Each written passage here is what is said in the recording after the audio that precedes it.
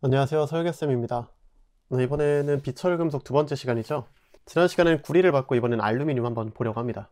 알루미늄도 구리처럼 문제가 자주 나오는 편인데 그래도 외울 게 좀 많습니다. 항상 많다고만 말씀드리는 것 같은데 일단 하나씩 한번 확인해 볼까요? 첫 번째, 알루미늄의 성질입니다.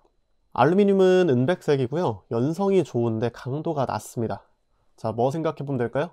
알루미늄 캔 생각해 보시면 되겠죠. 저희가 알루미늄 캔 같은 거 힘주면은 잘 구부러지잖아요. 근데 옛날에 강철 캔 같은 게 좀 있었거든요. 통조림 같은 거 보시면. 근데 그런 거는 힘을 줘도 잘 구부러지거나 휘어지지 않습니다. 그것만 생각해 보셔도 강도가 얼마나 낮은지 아실 수 있을 텐데, 강도가 그만큼 낮다 보니까 구조물 같은 데 사용하지는 않습니다. 자, 이것을 저희가 전반적인 알루미늄에 대한 성질, 특징 이런 것들로 이미지화 해 놓으시면 그 뒤에 내용이 다 좀 쉽게 받아들여지실 것 같은데요. 자, 다음으로 보시면 비중이 2.74, 굉장히 가볍습니다. 금속 중에 굉장히 가벼운 편이죠. 그래서 자동차나 항공기 이런 곳에다가 사용을 해줍니다. 어디? 경량화 시켜야 되는 부분에. 저희가 일반적으로 철을 쓰게 되면은 알루미늄보다 비중이 훨씬 높기 때문에 굉장히 무겁죠. 네, 그런 부분을 저희가 알루미늄으로 대체할 수 있다면은 경량화 시키는데 굉장히 큰 도움이 될 겁니다. 그럼 그냥 쓰냐? 그렇지는 않고요. 다른 금속과 합금이 잘 만들어집니다. 그래서 합금을 만들어서 비교적 성질을 개선하고 그런 다음에 경량화 재료를 쓰게 되면 훨씬 더 좋은 성질을 얻어낼 수가 있는 거죠. 자, 얘도 구리와 마찬가지로 전연성이 굉장히 우수해요. 그리고 추가적으로 용접, 가공 이런 것들이 굉장히 쉽다는 점이 장점이 되겠습니다. 용융점은 660도씨 정도고요. 구리가 아까 1000도가 조금 더 넘는다 말씀드렸었죠. 그거랑 비교해 봤을 때 용융점이 상당히 낮구나 라고 보실 수가 있겠습니다. 네, 그리고 용융점이 굉장히 낮다 보니까 주조품 만들 때도 유리한 점이 있습니다. 저희 옛날에 말씀드렸었는데 주조성이라 하면 유동성도 포함하고 점성도 있고, 그리고 용융점 자체가 좀 낮아야 주조할 때 유리하다 말씀드렸었죠. 네, 이런 다양한 특징들로 인해서 주조를 할 때 굉장히 유리하다 볼 수 있겠습니다. 자, 그리고 다음으로 이제 대기 중에서 내식성이 크고, 이게 굉장히 중요한데요. 대기 중에서 내식성이 큽니다. 전기와 열의 양도체여서 송전선에도 사용된다라고 말씀드리는데, 내식성 굉장히 중요하다 그랬죠. 이게 왜 그렇냐면 Al2O3 결합이 일어납니다. 산소와 반응성이 좋아서요. 근데 산소와 반응이 일어난다는 건 부식이 일어나는 거 아닌가 라고 생각하실 수 있는데, 산소와 반응하면서 겉에 피막을 형성합니다. 부분에 피막을 형성해서 추가적으로 산소가 아예 투입될 수 없게 만들어주는 거예요. 자, 저희가 이거를 산화된 피막이다 해서 산화 피막이라고 하고, 이 Al2O3를 저희가 알루미나라고 많이 불러줍니다. 자, 알루미나로 인해서 산소가 더 이상 들어가지 못하고, 그래서 산화 피막이 만들어졌기 때문에 내식성이 굉장히 커진다 라고 보실 수가 있는 거죠. 자, 옆에 있는 내용은 방금 말씀드렸던 거 키워드가 정리되어 있는 겁니다. 확인해 보시고요. 자, 내려볼까요? 자, 알루미늄 합금 한번 확인해 보겠습니다. 네, 알루미늄도 마찬가지로 구리처럼 합금으로 많이 쓰게 되는데요. 자, 무엇들이 들어가는지 한번 보겠습니다. 첫 번째로 주물용. 저희 주조성이 굉장히 뛰어나기 때문에 주조로 뭔가를 만들 때 알루미늄 많이 쓴다고 말씀드렸었죠. 자, 그거를 더욱더 강화시킨 겁니다. 주조를 할 때 사용하는 것을 저희가 주물이라 했었죠. 자, 그때 사용하는 합금인 겁니다. 하나씩 보시면은, 자, 알루미늄 구리계 합금이라고 되어 있어요. 알루미늄에다가 구리를 첨가해 준 거죠. 자, 이렇게 되면 담금질, 시효 이런 걸 통해서 경도 증가의 효과를 나타낼 수가 있습니다. 담금질 저희 열처리였죠. 열처리. 시효는 뭐냐? 시간이 지남에 따라서 아까 앞에서 말씀드렸던 시효 경화 이런 거 있었죠. 시간이 지남에 따라서 경도가 상승되는 그런 효과를 저희가 노려볼 수 있겠습니다. 그리고 구리를 넣어주면요, 주물이 처음에 액체였다가 굳으면서 원래 부피가 줄어들잖아요. 그런 주물의 수축에 의해서 균열이 많이 발생하게 되어 있는데, 그런 것들이 좀 덜 발생하게 해주는 그런 효과가 있다 라고 보시면 되겠습니다. 다음으로 이제 알루미늄 그리고 규소 합금입니다. 네, 상당히 중요하고요. 보시면 실루민 나와 있죠. 네, 실루민 저희 꼭 알고 계셔야 됩니다. 보기로 워낙 많이 등장하는 이름이에요. 규소가 Si, 실리콘이죠. 그래서 실리콘과 알루미늄이 합쳐졌다, 그래서 실루민이다 라고 보시면 될 것 같습니다. 11에서 14% 정도, 네, 상당히 많은 편입니다. 규소를 넣어주는데요. 네, 그렇게 되면 용융점이 낮아지고 유동성이 더 좋아집니다. 네, 주조성이 훨씬 더 뛰어나지는 거죠. 완전한 주조용 알루미늄이라고 보시면 되겠습니다. 네, 그래서 대형 주물이나 복잡한 형상의 주물에 많이 사용하게 되고요. 주조 결함, 주조를 하면서 뭐 예를 들어 점성 때문에 내부까지 잘 안 들어간다든지 등등 이런 주조를 할 때 발생하는 결함이 거의 없어진다 라고 보시면 되겠습니다. 다음으로 이제 알루미늄, 구리, 실리콘, 규소죠. 자, 이 세 가지가 들어간 합금이에요. 네, 이것도 중요합니다. 라우탈. 네, 라우탈도 실루민만큼이나 보기로 많이 등장합니다. 보시면은 실루민의 결점인 가공 표면의 거침. 가공 표면이 실루민 같은 경우에는 조금 거칠거칠한데 그것이 개선된다는 거죠. 뭘 넣어서? 구리를 넣어줘서. 주조 균열이 굉장히 작아서 자동차나 선박 이런 거에 들어가는 엔진의 피스톤, 분배관 이런 데 사용되고 절삭성이 굉장히 좋더라 라고 하시면 되겠죠. 네, 다음으로 이제 내열용 알루미늄 합금입니다. 내열용, 열에 강한 거죠. 자, 얘네 이름 중요합니다. 로엑스랑 Y 합금. 자, 로엑스 먼저 보실게요. 알루미늄 그리고 실리콘. 자, 이게 실루민계죠. 실루민계 합금에 구리, 마그네슘, 니켈 넣어준 겁니다. 자, 밑에 보시면 Y 합금도 구리, 마그네슘, 니켈 들어가 있죠. 근데 Y 합금은 알루미늄에다가 넣어준 거, 로엑스는 알루미늄 실리콘계 합금에 넣어준 거 라고 보시면 되겠어요. 자, 특히 저희가 Y 합금 같은 경우에는 알구니마 혹은 알구마니 이렇게 해서 외워주시는데, 이 Y 합금 외우시고 나면은 로엑스는 Y 합금에다가 실리콘 더 들어갔다 라고 보시면은 좀 더 도움이 되겠죠. 각각의 특징까지도 봐주시면은 큰 도움이 될 것 같습니다. 네, 다음으로 이제 다이캐스팅용 알루미늄 합금입니다. 다이캐스팅은 뭐냐면 주조입니다. 주조. 주조 방법 중에 하나를 저희가 다이캐스팅이라고 하는데요. 자, 그 다이캐스팅 할 때 사용하는 합금인 겁니다. 거기에 요구되는 성질이 뭐냐? 유동성이 좋을 것, 금형 충진성이 좋을 것. 금형 충진성 별거 아닙니다. 주조할 때 쓰는 틀, 저희가 금형이라고 하는 걸 쓰는데 그때 틀의 구석구석까지 주물이 잘 충진될 수 있어야 된다는 겁니다. 잘 채워질 수 있어야 된다. 그런 금형 충진성, 뭐 점성이 낮고 한 것들이 많이 들어가겠죠. 그래야 되고, 금형에서 이제 굳고 나서 잘 떨어져야 되고, 응고수축에 대해서 용탕 보급이 좋아야 됩니다. 응고수축에 따라 저희가 주물을 더 추가로 부어줘야 될 수 있잖아요. 용탕 보급이 좋아야 됩니다. 매짐성이 적을 것, 매짐성이 이제 잘 깨지는 거죠. 네, 그런 것들이 없어야 된다 라는 얘기가 되겠습니다. 그럼 거기에는 어떤 걸 쓰냐? 라우탈, 실루민, 그리고 Y 합금. 자, 위에서 나왔던 것들이죠. 거기에 하이드로날륨이라는 것까지 쓰게 되는데, 하이드로날륨은 뭐냐? 얘는 알루미늄에다가 마그네슘 넣어준 거예요. 자, 요런 알루미늄, 마그네슘 합금이다 라고 보시면 되겠고요. 이 네 가지 잘 봐두시는 게 좋습니다. 다음 중 다이캐스팅용 알루미늄으로 옳지 않은 것은? 이라고 물어보는 케이스 많이 봤습니다. 자, 그래서 그 네 개 잘 알고 계시면 충분히 쉽게 풀어내실 수 있겠죠. 그리고 오른쪽에 있는 내용 한번 살짝 보실까요? 자, 첫 번째로 시후경화입니다. 네, 시후경화 아까도 간단히 말씀드렸었는데 시간이 지남에 따라서 좀 단단해지는 것을 저희가 시후경화라고 한다라고 말씀드렸었어요. 자, 보시면 자, 시간의 경과와 함께 합금의 경도가 높아지고 인장 강도, 탄성 한도, 전기 저항 이런 것들이 높아지는 현상이다 라고 되어 있죠. 이거는 사실 저희의 결정립까지 좀 디테일하게 들어가야 그 원인을 알 수가 있습니다. 네, 이렇게까지 아시기에는 그 밖에 문제가 따로 등장하는 게 없어서 따로 설명드리진 않았는데요. 여러분이 여기서 아셔야 되는 거는 시간의 경과에 따라 이런 성질들이 높아지더라 라는 것을 잘 아셔야 되는 거예요. 언제? 완전 고용 상태로 한 뒤에 금냉을 해주면 과포화 상태가 되는데, 그때 방치했을 때 시간이 경과함에 따라서 이렇게 기계적 성질이 높아지더라. 자, 이렇게만 알고 계시면 충분합니다. 시효경화, 시간이 지남에 따라서 이런저런 기계적 성질이 높아지는 것. 자, 보시면 되고, 그 밑에 석출경화 한번 보실까요? 하나의 고체 속에 다른 고체가 별개의 상으로 되어 나올 때 저희가 이거를 석출된다라고 합니다. 자, 원래는 얘가 고용되어 있던 거예요. 예를 들어서 알루미늄에 구리 같은 것들이 아예 고용돼서 녹아 있었어요. 따로 영향을 미치지도 않고. 그랬는데 얘가 갑자기 자기의 영향력을 과시하면서 알루미늄 속에 녹아있던 구리가 알루미늄과 구리의 형태로 이렇게 나타나는 거죠. 이걸 저희가 석출이라고 하는 겁니다. 그랬을 때 얘가 공간을 차지하면서 튀어나옴에 따라 이 결정립이 조금 어그러지기 시작하는데, 그랬을 경우 좀 단단해집니다. 자, 시효경화와 비슷한 건데요. 얘 같은 경우에는 석출되면서 단단해진다는 게 특징. 시효경화 같은 경우에는 과포화 상태일 때 시간이 지남에 따라서 경화가 된다. 이렇게 좀 차이를 두고 외워주시면 좋을 것 같습니다.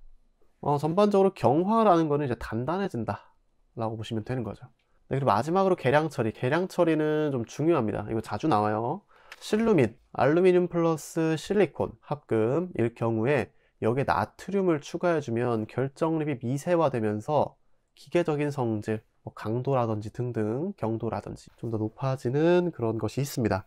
나트륨을 넣어줌으로써 뭔가 더 개량했다 라고 보시면 되겠죠. 이 세 가지에 대해서 우리가 완벽하게 알 필요까지는 없지만 적당히 그래도 이미지화는 해두셔야겠습니다. 근데 이 계량 처리 같은 경우에는 실루민에다가 나트륨 이 정도만 외워주셔도 충분하겠죠. 실루민에 나트륨을 넣었더니 어떤 성질이 좋아지더라. 자, 이 정도면 충분할 것 같습니다. 네, 다음으로 이제 고강도 알루미늄 합금입니다. 네, 고강도 알루미늄 합금은요 그렇게까지 자주 등장하진 않아요. 네, 그래서 간단히 한 번씩 보시면서 넘어가시면 될 것 같은데 그 중에 둘알루민 정도는 잘 알고 계시면 좋지 않을까 싶습니다. 자, 표준 조성 먼저 한번 봐볼까요? 구리 4%, 마그네슘 0.5, 망간 0.5, 규소 0.5. 나머지는 이제 알루미늄인 겁니다. 자, 그러니까 알루미늄에다가 구리, 마그네슘. 네, 앞에서는 니켈로 썼는데 니켈 대신에 망간이나 규소 이런 것들이 들어가는 거죠.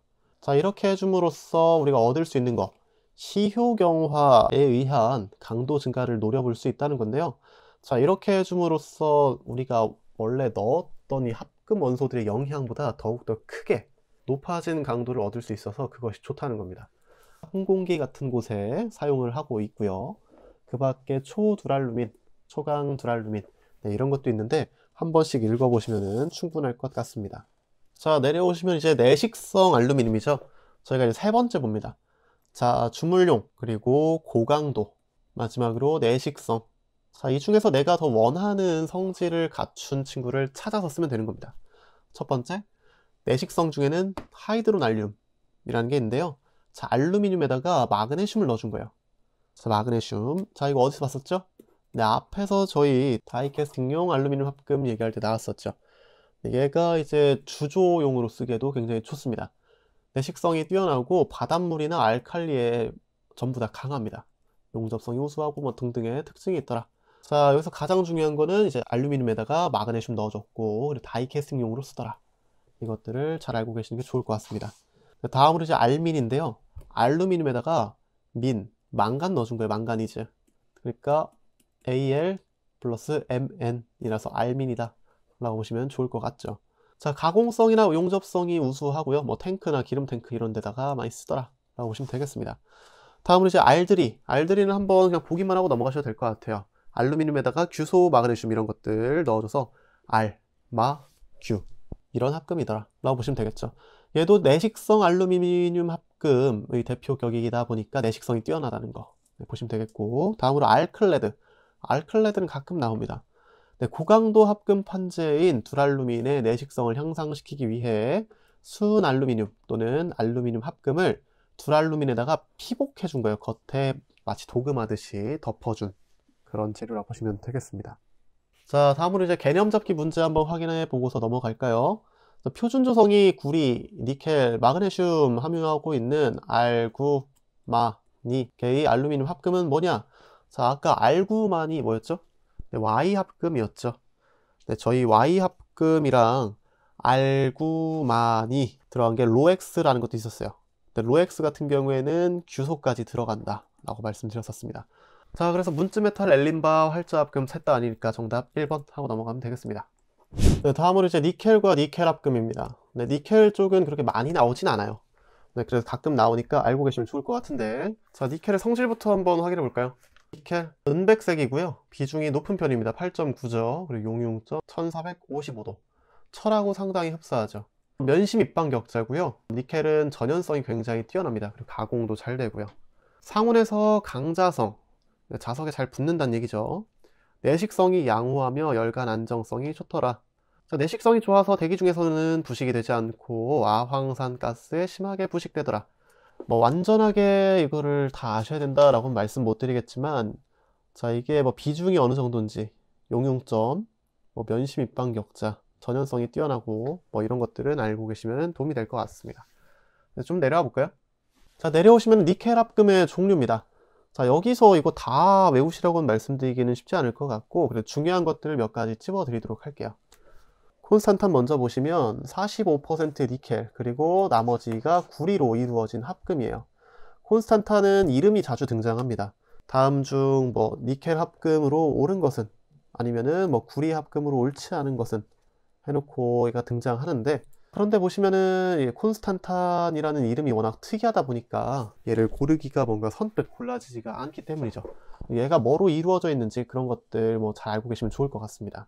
자, 전기 저항률이 높고요. 열전쌍이라는 걸로 사용하는데, 네, 열전쌍이라는 거는 저희가 열전을 생각해 보셔야지 좀 이해가 되실 것 같아요.